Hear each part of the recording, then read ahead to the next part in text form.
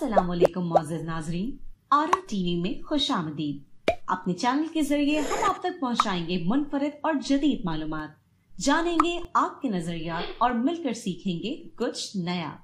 तो अभी हमारे चैनल को सब्सक्राइब कीजिए और शामिल हो जाइए हमारे साथ एक दिलचस्प सफर में।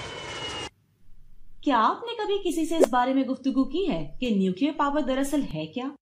हमने की है और हमें ये मामला कुछ मायूस कुन और उलझन का बायस लगा। तो चले आइए कोशिश करते हैं इस मौजू पर गिरफ्त हासिल करने की। ये सब 1940 की दहाई में शुरू हुआ। वर्ल्ड वॉर 2 यानी जंग अजीम दोम के सदमे, वहशत और एटम बम के इस्तेमाल के बाद ख्याल किया गया कि न्यूक्लियर पावर को पुरअमन मकासद के लिए इस्तेमाल किया जाए और दुनिया को वापस अपने पांव पर खड़ा करने में मदद दी जाए। हस्बे तवक्को दुनिया भर में इस इक़दाम को लेकर नित नए तसव्वुरात बहुत शिद्दत से जन्म ले रहे थे और सब सोच रहे थे कि आखिर इससे होगा क्या? क्या बिजली की फराहमी मुफ्त मुमकिन हो सकेगी? क्या न्यूक्लियर पावर दुनिया को आबाद करने में मदद दे सकती है? क्या न्यूक्लियर पावर से चलने वाली गाड़ियां, तैयारे या मकानात मौजूद होंगे?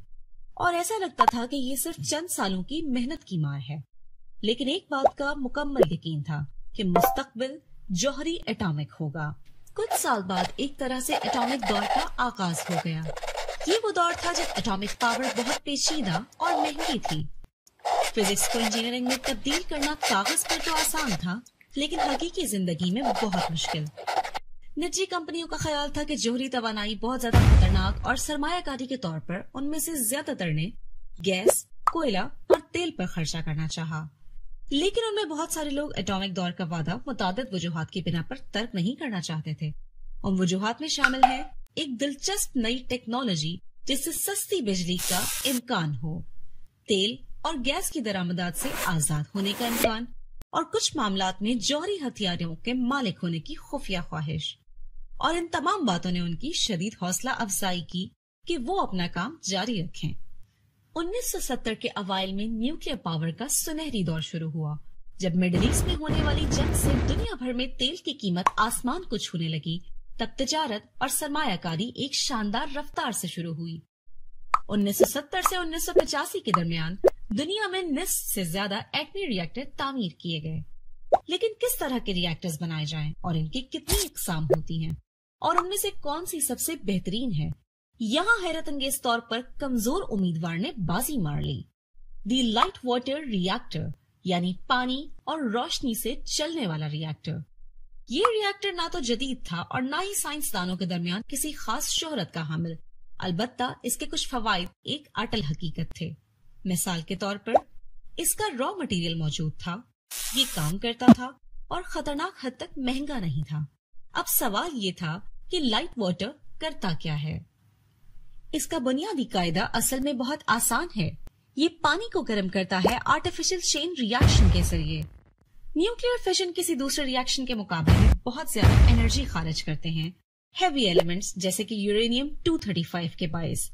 इनके ऊपर न्यूट्रॉन्स की बारिश की जाती है। न्यूट्रॉन्स को जज्ब कर लिया जाता है, लेकिन नतीजा गैर मुस्तहकम यानी कि अनस्टेबल होता है।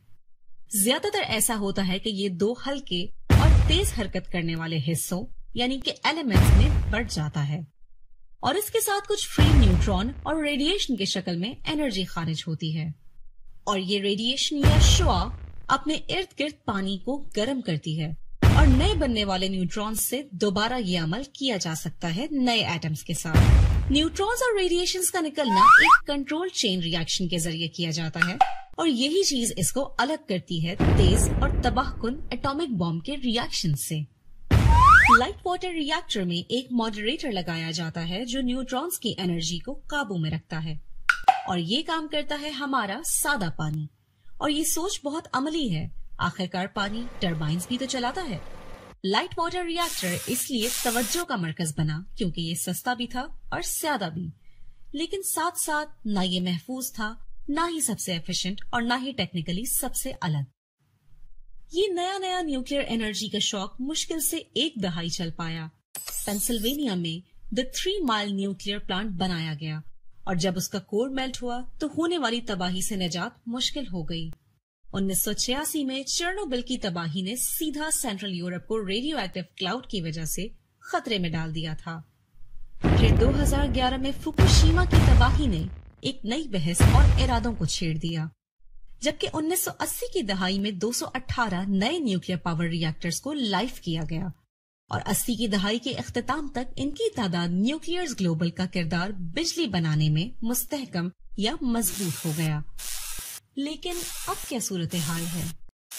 आज न्यूक्लियर एनर्जी की पैदावार दुनिया की जरूरत का 10% हिस्सा पूरा करती है और दुनिया के 31 मुल्कों में 439 न्यूक्लियर रिएक्टर्स मौजूद हैं। तकरीबन 70 नए रिएक्टर्स ज़ेरे तामीर हैं, ज्यादातर उन मुल्कों में जो तेजी से तरक्की कर रहे हैं, और मुकम्मल तौर पर 116 नए रिएक्टर्स बनाने की मंसूबाबंदी की जा रही है। ज्यादातर रिएक्टर्स 25 साल पहले बनाए गए थे, जो कि पुरानी टेक्निक से बनाए गए। 80% से ज्यादा लाइट वाटर रिएक्टर्स की ही इकसाम है। अब हर मुल्क के पास दो ही चॉइसेस हैं कि पुराने रिएक्टर्स को कम टेस्ट किए गए ज्यादा एफिशिएंट और महंगे मॉडल के साथ रिप्लेस कर दिया जाए, या फिर न्यूक्लियर एनर्जी को खैराबाद कह दिया जाए और कुछ जदीद या कदीम टेक्नोलॉजीज की तरफ कदम बढ़ाया जाए। तो क्या हमें न्यूक्लियर एनर्जी इस्तेमाल करनी चाहिए? आपका क्या ख्याल है?